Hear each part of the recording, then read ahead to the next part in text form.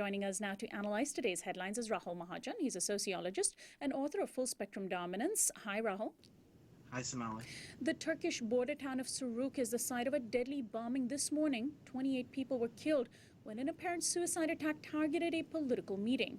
Suruk is located close to the Syrian border town of Kobani, where major battles between Kurdish fighters and the Islamic State have taken place. Turkey's government has labeled it a terrorist attack. The bombing comes just days after a suicide attack killed 115 people in Iraq. A crowded marketplace in the eastern Iraqi province of Diyala, bordering Iran, was attacked on Friday when a truck detonated. There were many women and children among the dead in what was the deadliest attack in Iraq in 10 years. Islamic State militants immediately took credit for that attack. Rahul, what does ISIS gain by killing so many civilians? And it seems as though the U.S.'s efforts to curb ISIS has made no difference.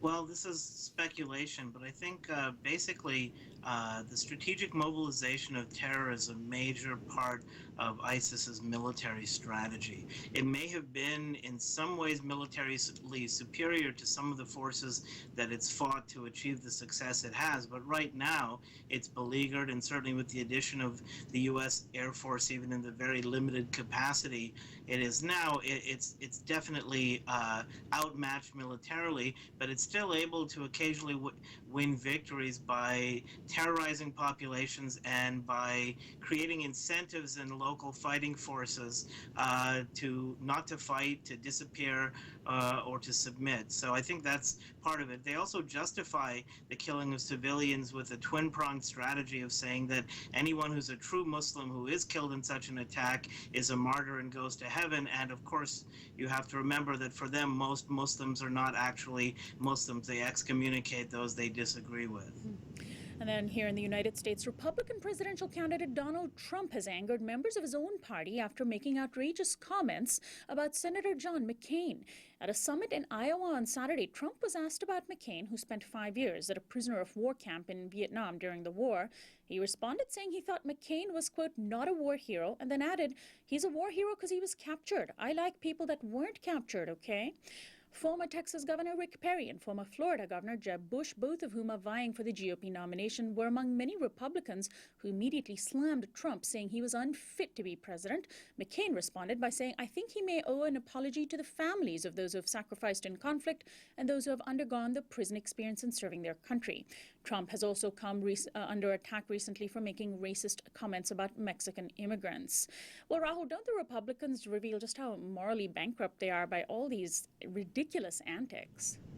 Well, I mean, Trump's existence, his reincarnation as a bigoted, ignorant fool, basically, is absolutely a sign of the depravity of a large part of the Republican Party. And let's hope that he's so over the top in his offensiveness that it wakes up at least a few of them.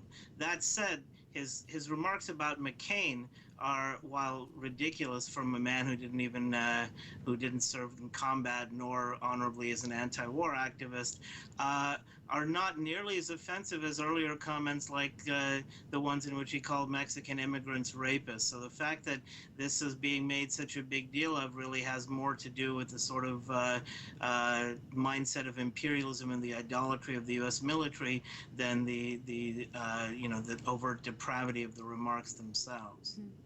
And finally, Democrats were also embarrassed over the weekend when Liberal presidential candidates Bernie Sanders and Martin O'Malley were interrupted on stage by activists with the Black Lives Matter movement.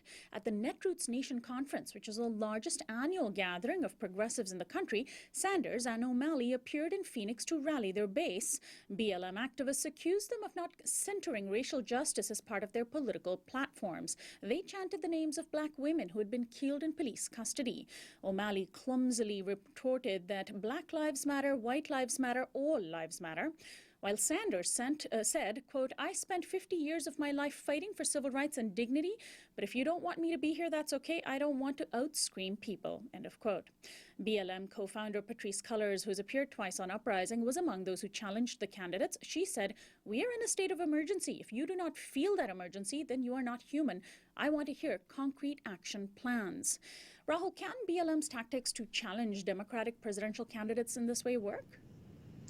Well, I think it's good that they did this and brought attention to the fact that Democratic candidates have to say it. And by the way, I give Sanders credit. I mean, both he and O'Malley were obviously annoyed by the interruption, but Sanders didn't try to pander condescendingly the way that O'Malley did, but actually said what he thought. So give him some credit for that. But they're going to have to be very careful about their tactics. I mean, remember the main candidate is going to be Hillary Clinton, whether you like it or not.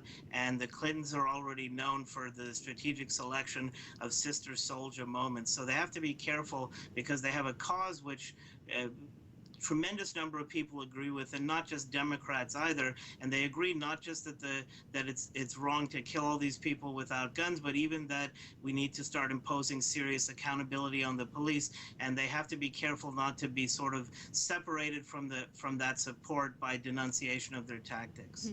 Rahul, thanks as always for your analysis. We'll talk to you again next week.